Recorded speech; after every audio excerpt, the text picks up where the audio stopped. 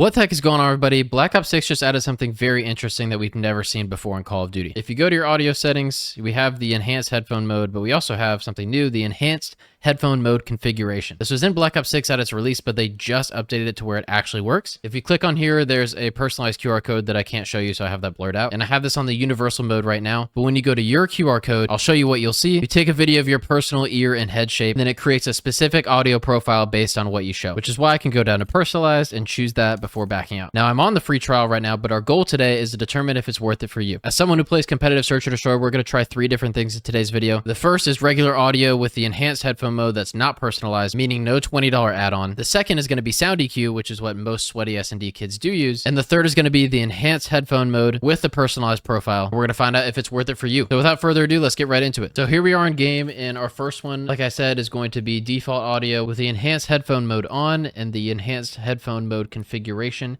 at universal. I'm listening through my Astro Mix amp, and my game volume is just at 100. With all these tests, I'm going to be running the Ninja perk on my secondary operator that we're listening to, simply because search and destroy and competitive is what I have in mind when testing these out. And as of right now in search and destroy, you're not going to be running anything other than Ninja. The first test is tac sprinting with the default audio, so let's go ahead and test that now.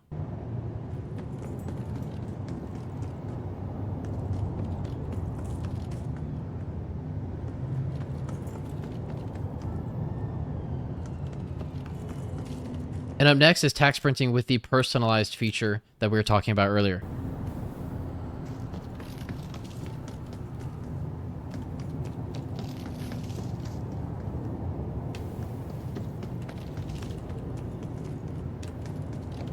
And last for now is tac sprint with Ninja and sound EQ.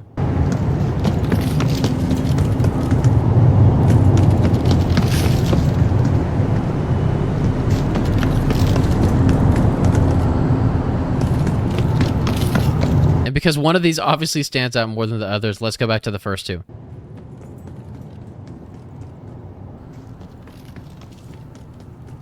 The one thing that I noticed at first, again, we're talking about just the tac sprinting forward. With the personalized audio settings, I was able to hear more clearly that it was going from my left ear to my right ear as the character was crossing the screen. This is still something that's picked up on, though, with the universal sound profile and, of course, with the sound EQ as well. But I will say, and this could be placebo, that I noticed the sound moving more from one side to the other. That being said, and again, this is the first test, it's not as drastic as I was thinking considering all the steps that you have to go through just to get that spatial audio. But that was just the forward audio. Let's see what happens rotationally. And even if we can bump up the distance a little bit, let's say upstairs or even down below this character underground. So we're going to go back to the universal sound profile. And instead of simply running in front of the character, we're going to do a whole 360 around the room and see what we can notice difference-wise between the 3 audio profiles that we've been talking about. So let's start with the first one, the default universal profile.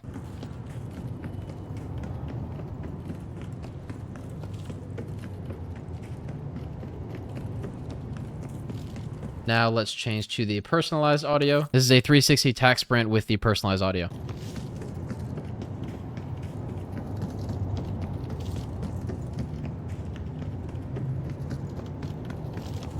And last but not least, we're going to try sound EQ with our audio pack set to universal.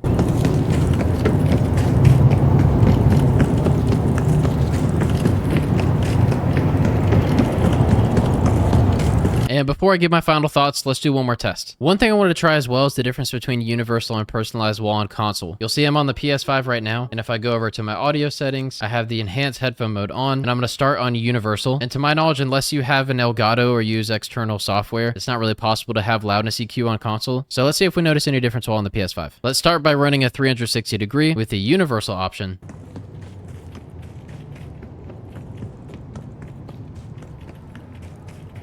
Now let's go over here to audio, turn personalized on. So here's a 360 with the personalized audio on.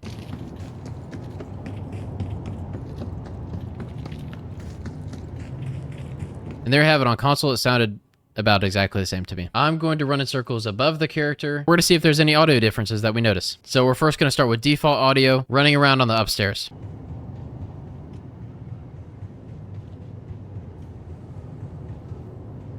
And now we're going to go back to the personalized and do the same thing.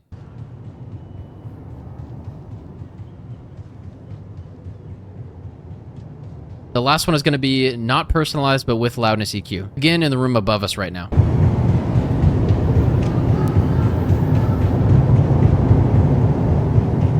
So in terms of those three audio settings, it's very clear to me which one is the winner in terms of hearing more footsteps, louder, and it's very obviously sound EQ. However, as you can hear in the background right now, there's a ton of ambient noises that you're not necessarily always wanting to hear while you're playing in the game. However, not everyone is going to want to have their audio cranked with sound EQ just to get a competitive advantage. From the testing that we just did, I did notice more spatial audio when turning the personalized setting on, especially on the last test we did with the character running upstairs. It was much easier for me to pinpoint where they were at with the personalized audio rather than the universal. So to a certain extent with that test, it might be pay to win, but for my final thoughts, there is nothing more powerful than sound EQ. Yes, it is incredibly cheesy to the point where pros have even banned it. And yes, I think that Ninja should make your footsteps completely quiet so we don't have issues like these. But if you're truly wanting a competitive advantage when it comes to your audio, it's not going to be the $20 add-on to Black Ops 6. It's going to be the free loudness EQ profile in your Windows settings, which by the way, I leave off 99% of the time because it's actually too much. So let me know what you think of this down below. I hope I've made it clear I'm not an audio expert, but I'm sweaty enough at Call of Duty to know if there's a true competitive advantage when it comes to certain things over other things. So the final verdict is, if you really enjoy audio, especially spatial audio, you might notice a difference with a $20 personalized add-on. Do I think it's worth the $20? Probably not. And if you're truly worried about a competitive advantage, you should be more worried about sound EQ than about the personalized audio that they added into Black Ops 6. So let me know what you think of this down below. I definitely want to know y'all's thoughts, but if this video helped at all, like, subscribe, and I'll catch you next time at lunchtime.